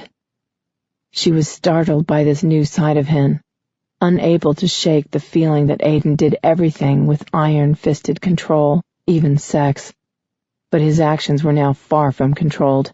He was ready to ride her to the finish, she could tell, and she wanted him to lose himself in her. Then he surprised her again by dropping to his knees. Hooking her leg over his shoulder with shaking hands, he bared her to his gaze. "So pretty," he said, his thumbs parting her. She knew what was coming before he licked her, but it still rocked her world. "Oh!" She thrust her fingers through the dark silk of his hair and held on as his warm lips surrounded her clit. The rough pad of his tongue stroked back and forth across the sensitive bundle of nerves. His mouth was hot, the texture perfect, his skill evident. When he groaned against her and increased his rhythm, she bit her lower lip to keep silent. Then he tilted his head and thrust his tongue into her, and she gave up and cried out. Aiden hummed his encouragement. Lost to the pleasure, she rode his mouth, her hips undulating into the gentle, shallow stroking inside her that was driving her crazy. "Please," she begged, her hands dropping to his shoulders. His every exhale burned her skin. The kneading of his fingertips on her hips made her tingle all over. The steady fucking of his tongue into her pussy made her mindless. Clutching his arm for support, she moaned, "Please." He kissed upward to her clit, and her muscles tensed, preparing for the coming orgasm she wanted more than her next breath. When it came, the force of her climax nearly took her to her knees, but Aiden held her upright, his shoulders bulging beneath her palms, supporting her, not just physically but deep inside, his attention to her needs both reassuring and welcome. When she slumped backward, Aiden stood and lifted her with amazing ease. She wrapped her legs around his hips and then shivered as their gazes locked together. There was no satisfied smile in his eyes or on his lips. There was only desire and a deep intensity, as if he was looking for something within her features. "Take me," she whispered. Holding her effortlessly with one hand beneath her buttocks, Aiden yanked his button fly free and shoved his garments low on his hips. He gritted his teeth and pulled her down at the same time he surged upward. She twisted in his arms, the slick, swollen tissues inside her aching with the penetration.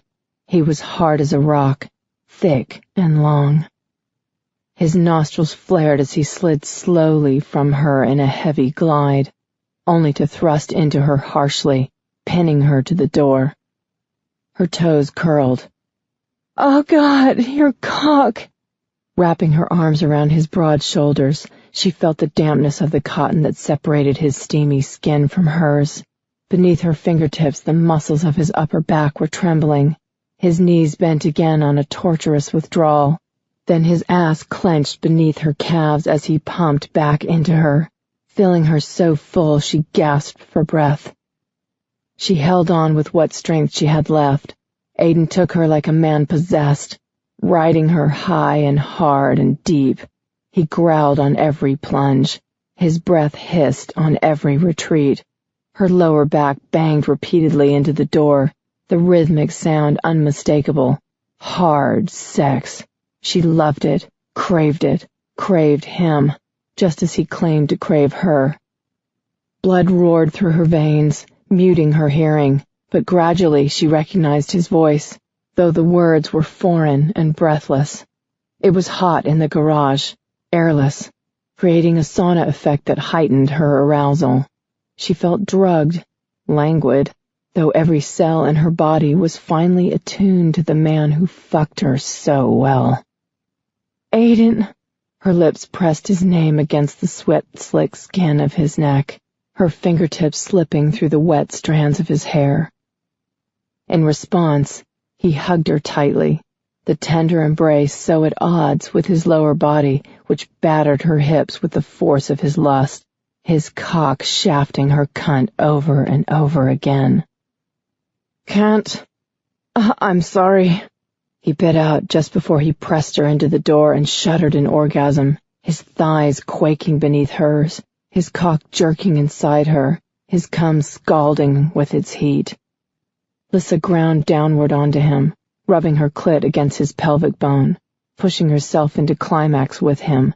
They clung together, shuddered together, her nose pressed to his skin, breathing in the scent that was uniquely Aiden. His heart pounded against her breast, his chest rose and fell as laboriously as hers, the sweat on his forehead mingled with hers, connected. Aiden stepped out of the downstairs shower stall before Lissa finished in the bath upstairs. He wrapped a towel around his waist and swiped a hand across the foggy mirror. The man who looked back at him, with a touch of fear in his eyes to go along with the determined set of his jaw, was not someone he knew. He heaved out his breath and stepped into the hall. Tossing the towel in the laundry basket, Aiden tugged on the pajama bottoms he'd bought, and then went to the kitchen to search for something to feed his dreamer. He discovered last night that Lissa had the shopping sense of a bachelor.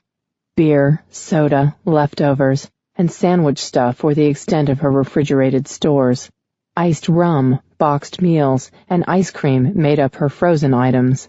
Knowing better than to look in the fridge, he went straight to the pantry, where he knew pasta and various canned goods waited. He was momentarily tempted to make SpaghettiOs again, but then decided to try his hand at something different. He pulled out a few things and set to work. "Smells good," Lissa said a little while later. Aiden looked over his shoulder and smiled with contentment. Lissa sat at the breakfast bar with her wet hair combed back into a ponytail and a thin strapped satin top he suspected had matching bottoms. "Let's hope it tastes good, too." Her lush mouth curved on one side in a half-smile. Her bare shoulders were so pale and slight, reminding him of how tiny she was compared to him. He should have been more gentle with her earlier. He should have followed her into the house, let her bathe, then leisurely seduced her senses so that he could win her trust. Instead, he'd sensed the distance and worry in her. Fear had goaded him to touch her, to remind her of how good they were together. Then she'd whimpered his name, not a fantasy, not a warrior of legend, and he'd lost control, again. He had been losing control since the night he'd first met her. "What you cookin'?" she asked, craning her neck in an effort to look around him. "Don't know," he replied honestly. Reaching over, he flipped open a cupboard door and removed 2 plates. "You don't have much in the way of nutrition around here." "I take a multivitamin." He snorted. "You're going to need a hell of a lot more than a multivitamin to keep up with me, hot stuff. I'll tell you that right now." Scooping the contents of the pot onto the plates, Aiden turned and set her serving before her, then grabbed a fork and passed it over. Lissa stared at her plate with wide eyes. "What is this on the salad, pasta?" She poked at the little tubes with the tines of her fork. Aiden turned back around and looked at the can by the stovetop. "Chili." "And the goopy yellow stuff?" "Cheese." "Sliced cheese?" "Yeah." He shrugged. "The block cheese was moving, so I threw it out." Her brows rose, then she speared some pasta and gingerly placed it in her mouth. He waited expectantly. She purred, her mouth full. She nodded. It's good? He grabbed a spoon and ate with great relish. It wasn't the best meal he'd ever had, but it wasn't the worst either. So, she hedged finally, her voice tentative. Tell me about us, and you, and everything. Shooting a longing glance at the pot, he acknowledged that he'd have to get enough to eat later, when Lissa was deep in slumber. Where to begin? Do you remember anything? He asked carefully. She winced. Not really, no. It's more of a feeling, like you're familiar. He blew out his breath. Hang on. Then he fixed her a stiff rum and soda. Setting it down before her, he stepped back and rested his hip against the far counter. His arms crossed of their own volition, and he accepted that he was feeling edgy and defensive. There was no way to explain without sounding like he was a nut, so he just started talking, refusing to cushion things with evasions or half-truths. He knew the tale was unbelievable on its face. It didn't need any embellishment to make it worse. The whole time he watched her, trying to gauge her reaction, noting how she gulped her drink. More, she gasped when he fell silent, setting the glass down with a sharp click on the granite countertop. He refilled it with a sigh and waited silently as she downed a third of it in one swallow. Are you okay? Her dark eyes were huge in her face, her creamy skin pale, her hands shaking as she released her beverage and wiped her palms on her satin shorts. Tears welled, clinging to long, dark lashes before slipping free and coursing down her cheeks. Lissa, he murmured, his chest aching at the sight of her tears. I'm okay, she whispered. Lissa winced as her voice broke. Then she cried as Aiden came to where she sat on the bar stool and cupped her nape, tilting her chin up so that he could brush his lips across hers with heart-breaking tenderness. You're trembling, he nuzzled her nose with his, and your skin is cold. She knew that, knew she was in shock, but how was she supposed to react when the man of her dreams swore he came to life from her dreams? All the hope she had been harboring of this happiness lasting vanished like smoke, and something precious inside her died. Oh, God! She moaned, her stomach roiling as she was struck with a sudden, horrifying thought. This twilight, is it like another planet?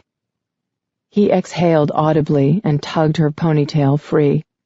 His calloused fingertips sank into her damp hair and massaged her scalp. She melted, her eyes falling closed. Her breathing was so shallow, and the silence so complete, that Jellybean's purring rumbled like thunder through the room. No, he murmured. It's a conduit plane of existence. Think of it like an apple. Abbreviated space is the hole, bored through the center by a worm. Instead of coming out the other side, though, the elders found a way to suspend us in there. How could she and J.B. both be so wrong about him? The man was completely insane. Those oversized clothes. Oh, God, what if he was a vagrant? A wormhole? She repeated. Are we talking about the same type of wormhole as they have on television in the movies? Yes, somewhat. But before you went into the apple, she said slowly, you came from another planet, right? His lips pressed into her forehead. Yes. So you're telling me you're an alien? Yes. Shit. She cried harder, her heart breaking so completely she found it hard to breathe. Dropping her wet face into her hands, she gave in to her grief with deep, racking sobs. Shush. I know this is a lot to throw at you. But please, you're killing me. I can't stand it. He enfolded her in his warm, strong arms. She breathed him in, filling her mind with his unique essence, only mildly surprised by how it soothed her. She doubted she'd ever be truly surprised again. Turning her head, she spotted where her purse was on the counter and reached for it, withdrawing the pepper pen and clutching it in her hand. In case of alien, break glass. The thought of using it on Aiden, of inflicting any kind of pain on him, only tugged her deeper into despondency. Then the doorbell rang. She wiggled free of Aiden's embrace, part of her mind wondering how to go about getting someone psychiatric treatment and another part thinking she didn't care if he was insane. There were all kinds of insanity, and Aiden's brand of hot sex and proprietary caring worked for her. She wasn't exactly normal either. Who was she to bitch about a little mental instability? She was a woman who never remembered dreams and had so much trouble sleeping that it affected her ability to lead a normal life. Hell, Aiden thought she was a prophecy set to destroy him and everything he knew. The key that was expected to annihilate worlds, including her own, or something like that. Lissa, just ignore it. No, I have to get that. Think, Lissa, think. But she couldn't think when he was touching her. He short-circuited her brain cells. Needing some distance, she slid off the stool and hurried toward the door. JB jogged alongside her, growling his demon cat growl. She knew Aiden followed, even though he moved silently. Maybe it was Chad or Stacy. Oh, geez, not Stacy, because she'd have Justin with her. Maybe it was Mom. Mom would be excellent. She would start charming Aiden, and Lissa could sneak upstairs and figure out how the hell her life kept getting worse. Relieved at the prospect of a moment alone, she opened the door without looking out the peephole. She remembered it only as the door swung inward, and her wide eyes caught the sword swinging downward. Chapter 12. It was JB's arching spine and bristling hair that alerted Aiden to the danger. The cat was too inherently lazy to do more than growl to intimidate guests, so when JB hissed like a banshee, Aiden's senses went on high alert. As the door swung open, he caught Lissa around the waist and yanked her back, just in time to miss the downward swing of a sword. The marble that lined the entryway cracked under the force of the glaive. "Chad?" Lissa screeched, limbs flailing. "What the fuck are you doing? You almost killed me!" A quick glance at the familiar man lunging through the doorway made Aiden's blood run cold. He set Lissa on her feet and shoved her toward the stairs. "That's not Chad! Go!" Aiden leaped back several paces to avoid a gutting by the thrusting weapon aimed at his abdomen. With his heart in his throat over what had nearly happened to Lissa, he risked a glance in her direction. She stood frozen, shock compounded by more shock. "Run, damn it!" He landed a brutal kick with his bare heel to Chad's knee, bringing the other man to the ground. "I'm calling the cops!" she cried, sprinting up the stairs. "You're both insane!" "No!" He jumped, and Chad's glaive whistled through the air beneath him, the strike aimed to cut him off at the knees, literally. "Don't call anyone!" Aiden was grateful for the loose-fitting pajama bottoms he wore. They allowed him similar freedom of movement as his battle dress. Chad, however, was dressed in jeans, and the heavy, unyielding material slowed him just enough to slightly mitigate the effect the elders had on him. Seeing Chad's blank stare and lack of any facial expression at all, Aiden was certain he was dealing with a sleepwalker. Determined to keep Lissa safe, he led Chad away from the staircase and into the living room. His sword was located there, waiting near the entertainment center. As Aiden moved to the right, then feinted to the left, Chad pulled his arm back and made a wild swing. With a rapid spin on his heel, Aiden caught up his glaive, and before he'd completed the rotation, he had yanked it free of its scabbard and blocked the next incoming blow. The clash of metal upon metal focused him. It was a sound he'd heard almost as much as he heard his own breathing. The familiar feel of the hilt in his palm and the weight of his weapon centered him. It was comforting in a way only others who lived by the sword would know. Everything else fell away. He thrust and parried with singular expertise, recognizing the skill of a master in his opponent. Which one? Who would come for them like this? Was it Lissa they wanted, or he, Perhaps both. Disadvantaged by the fact that he could not kill Chad, Aiden was forced to take a defensive position, a stance he hated and was relatively unfamiliar with. Still, he managed, aware that he could fight for days like this, switching his glaive from one hand to the other when his arm fatigued. Chad was fit, but lacked the stamina and finely honed muscles Aiden had cultivated over centuries. Despite the battle knowledge imparted by the master who controlled him, Chad's physical form could not be enhanced. The engagement continued. They were trapped in the small area of the living room and adjoining dining room. Stumbling around furniture, Aiden cursed as he bumped the bookcase. "Would you fucking wake up already?" he yelled at Chad. But there was nothing Aiden could say, no cajoling or threats that would shake his opponent's position, no sound or facial expression he could make that would inspire fear. Chad was asleep and incapable of being reasoned with, incapable of speech.